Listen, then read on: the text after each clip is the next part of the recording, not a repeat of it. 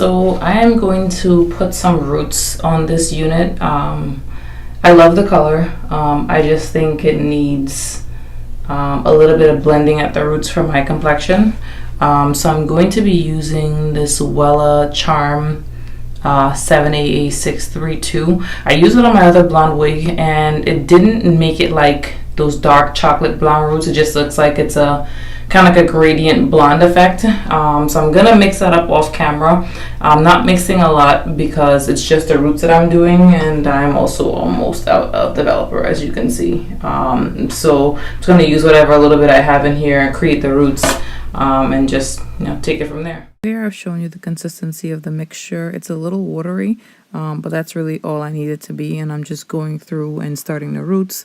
I'm not putting it like really far down. I just really want it to look like a barely there roots, so I'm just going in and just pretty much just dabbing the brush right onto the roots.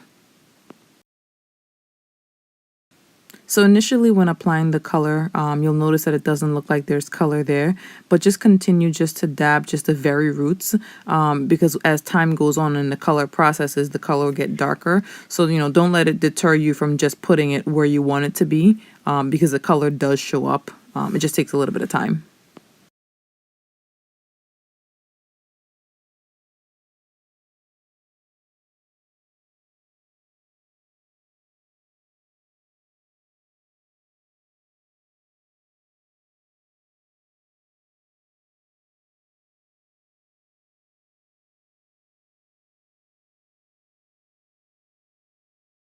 So you'll also notice that when I'm parting, I'm taking very small sections. I just want to make sure that I don't miss any spots in between. I don't want to end up with any part of the roots just looking blonde.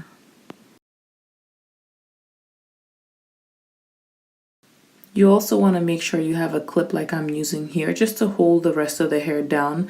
This way, as you're coloring, it doesn't just fall back into the new sections that you're trying to color and cause you to add tint to the ends of the hair. That's something that we definitely don't want.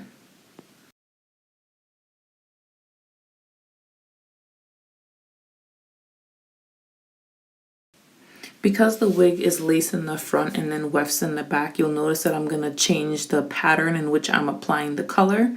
Also, I'm not a professional, so if you ever get color on the ends, what I do and tends to work for me is I'll just really quickly just add water. This way the color doesn't, again, stay where I don't want it to be, because, that's a really light shade of blonde and I would hate to mess it up.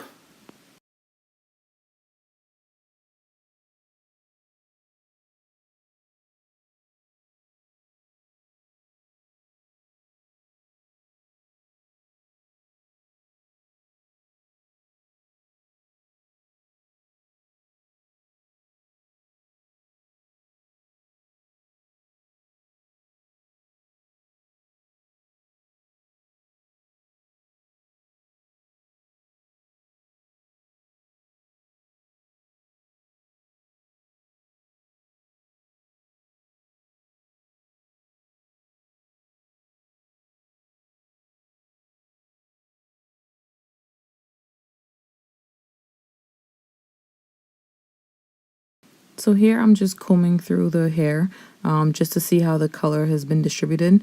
And then I'm also just going to go through and check to see if I've missed any spots. And you can see here where I'm just adding a little bit more of the color, because I notice I'm just really seeing blonde at the roots. And I don't want to see any blonde at the roots. I want it to look, really natural and very cohesive. So I'm just going back in and just touching up in the places where I've missed.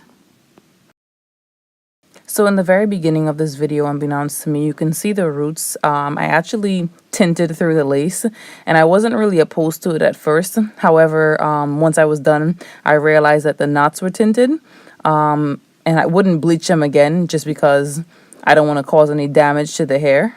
But I should have followed other YouTubers' advice and used some got-to-be glued freeze spray to avoid that issue from happening. But now I'm just rinsing it out with the purple shampoo and the conditioner. And you can see all the products that I use here to achieve the look that I'm going to get. I'm going to also post a picture so you can see what the final look is for this here.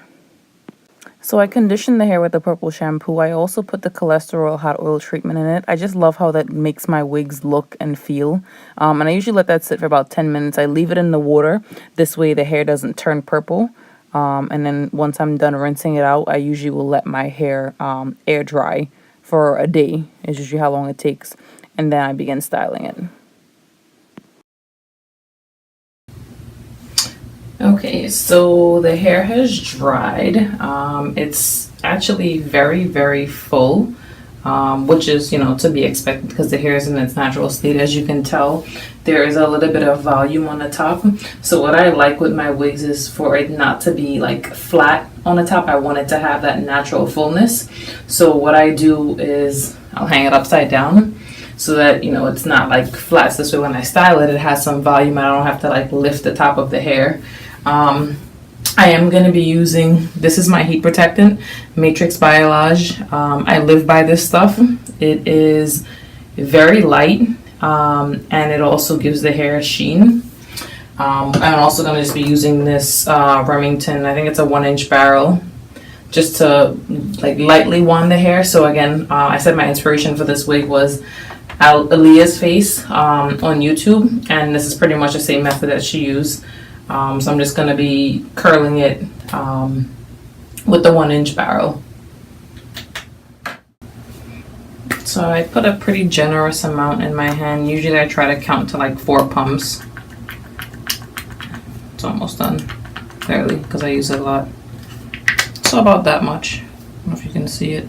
And then I just rub it through my hands and just kind of comb it through the hair. And that's pretty much all I'll put on the hair.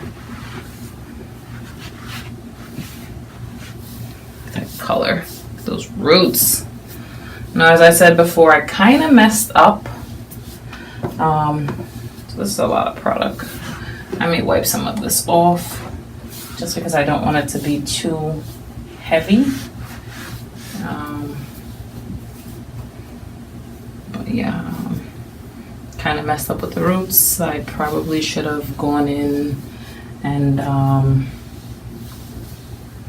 sprayed the Got2b glued hairspray on the roots so that I didn't have it run through to the knots. I don't really care about the cat because, like I said, I'm dark skinned, but just so that it wouldn't be on the knots. But at this point, it is what it is.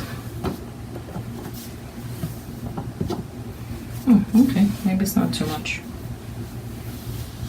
And then whatever is left on the top, I'm just gonna go through, run my hands through the front, because again, I don't want to get away from any of that volume that I gained by drying the wig upside down. So just very little.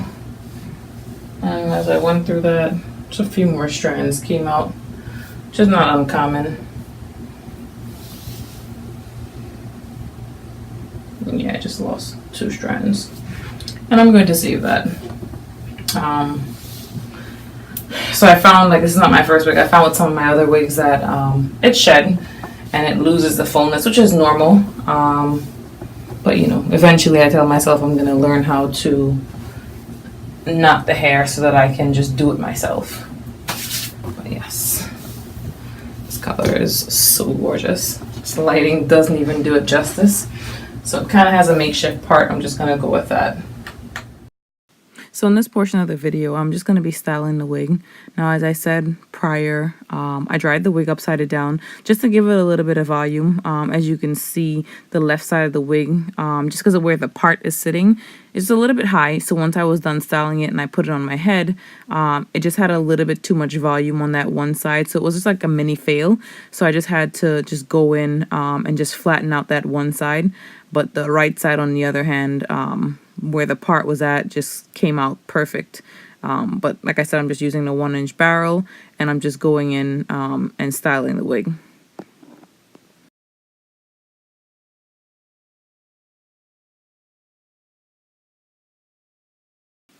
When I wrap the hair around the barrel, I only hold it for about 4 seconds because, again, I'm just looking for like a loose kind of like natural body wave. So you'll notice that once I'm done wrapping it, I just hold it for a little bit and then I let the hair drop.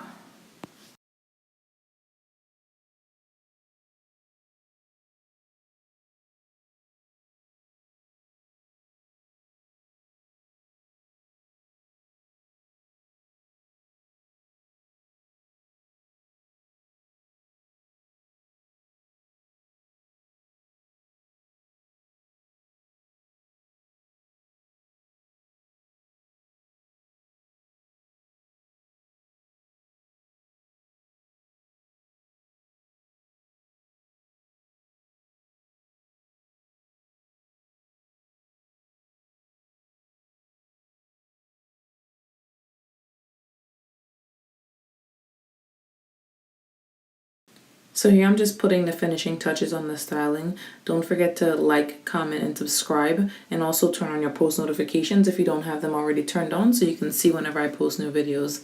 Thanks. Bye for now.